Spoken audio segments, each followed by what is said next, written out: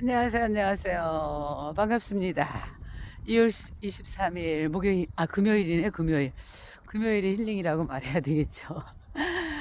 설산이에요, 지금. 저기 이렇게 보이시죠? 여기 산에 이렇게 눈이 쌓인 게 다 보이시죠, 여러분? 여기가 바로 제가 잘 다니는 개군 레포츠 황토 맨발 걷기장입니다. 다 보이시죠, 맨발? 와, 이거. 황토 보이시죠? 여기 이제 맨발로 쭉 왔다 갔다 하다가, 제가 이제 죽음으로 아이들하고 이제 꼬마 철학자들하고 수업한 이야기를 이제 다 완결을 시켰습니다. 오늘 마지막으로 완결시킨 작품은 봄꿈이라는 작품입니다. 사회적 죽음에 대해서 이제 다루게 된 거죠. 5.18이라는 우리가 다시는 겪지 말아야 될 이 역사에 대해서 이런 신군부에 의해서 정말 민간인이 정말 학살을 당하는 이런 어이없는 일을 겪었던 광주에 대한 이야기를 어, 그림책으로 쓰신 분이 계세요. 그래서 정말 쉽지 않은 이야기를 그림책으로 써주신 그 작가님께 정말 그 감사를 드리고요.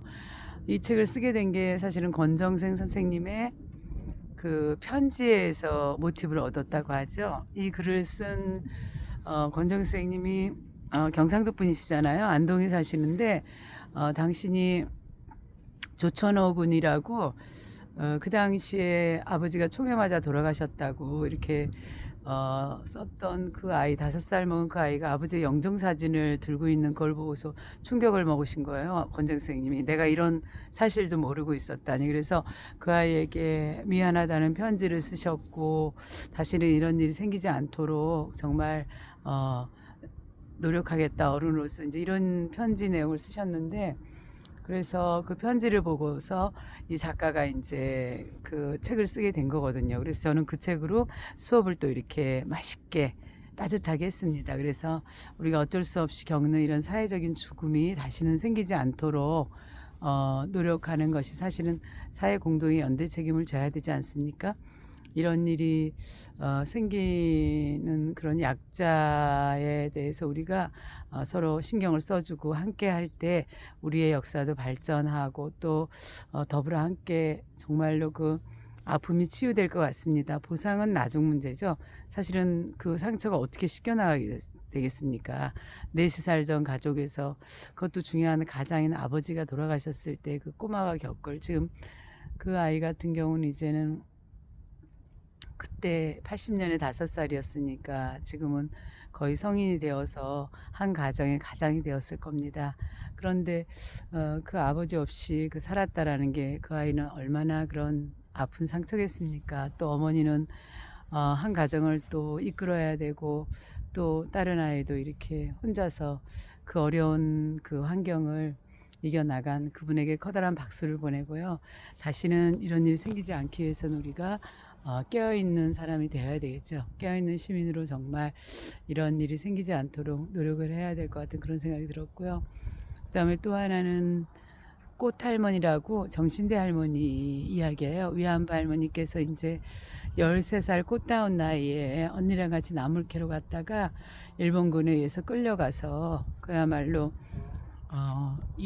이 막사에서 저 막사로 옮겨 다니고 정말로 아랫도리가 이제 그야말로 피 범벅이 될 정도로 이렇게 정말 위안부로서 원인 모를 그런 삶을 사실 수밖에 없었던 이런 역사적인 굉장히 아픈 이야기죠. 약속을 겪어야 되는 그런 가슴 아픈 이야기를 할머니가 무슨 죄입니까? 근데 이 할머니는 너무 창피해서 위안부란 말도 못하고 그리고 또 전쟁이 끝나자 이제 일본군들이 다 버리고 갔지 않습니까? 그래서 이걸 이 할머니 같은 경우는 이제 여기저기 떠돌다 한국까지 오시게 되셨는데 정신줄을 놓으신 거예요. 그때 너무 힘들어가지고. 그런데 우연히 절에서 만난 어떤 여인네가 자기 언니라는 걸 알아봤나 봐요. 참 기적 같죠.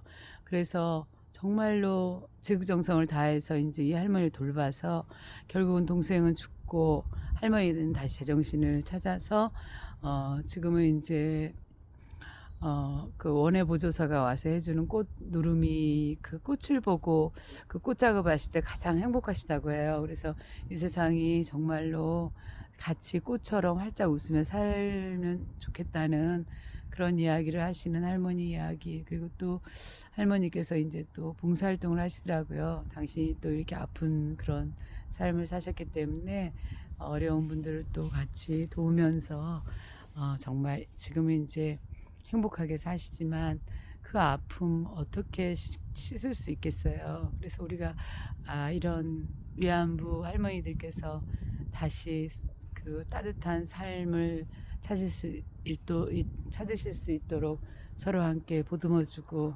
보살펴주는 이런 일이 필요한 거지요. 그래서 다시는 우리 역사에 또 우리 사회에 이런 아픈 일이 생기지 않도록 우리가 깨어있는 시민으로서 되어야 된다고 생각을 합니다. 그래서 우리가 공부를 하는 거고 사실은 또 이런저런 책과 영화를 보는 거죠. 그래서 그야말로 그 홀로코스트 있지 않습니까? 거기 같은 경우는 그렇게 해놓은데요. 일일이 한 사람 한 사람의 이름을 적어서 그분들이 쓰셨던 뭐 그 신었던 신발이나 모든 것들을 다 거기다가 이제 이렇게 놔두면서 그 아픈 그날을 절대 잊지 않게 하는 그게 그분들을 기억하는 방법이라고 합니다. 그래서 우리가 보상은 나중 문제입니다. 사실은 보상으로 모든 걸 다 해결할 수는 없잖아요. 그리고 그 보상보다 더 중요한 건 사실은 사과죠.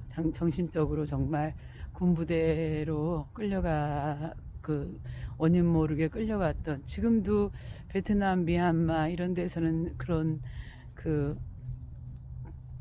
전쟁으로 인해서 여성들이 성폭력을 당하는 성착취를 당하는 이런 일이 일어나고 있습니다. 지구상에는. 그래서 이런 일이 생기지 않도록 우리 모두 깨어있는 그런 시민으로 살았으면 좋겠다 싶어서 마지막 그 죽음 이야기 할 때는 우리 아이들하고 사회적인 죽음에 대해서 같이 다루었던 그런 역사적인 진실 이 부분에 대해서 이제 썼습니다.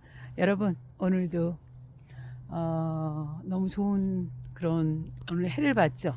해가 나서 며칠 눈 비 오고 해서 굉장히 꿈을 대던 날씨가 다시 해를 되찾게 되니까 그것만도 행복하고 감사한 느낌이 들었습니다. 감사합니다. 또 봬요.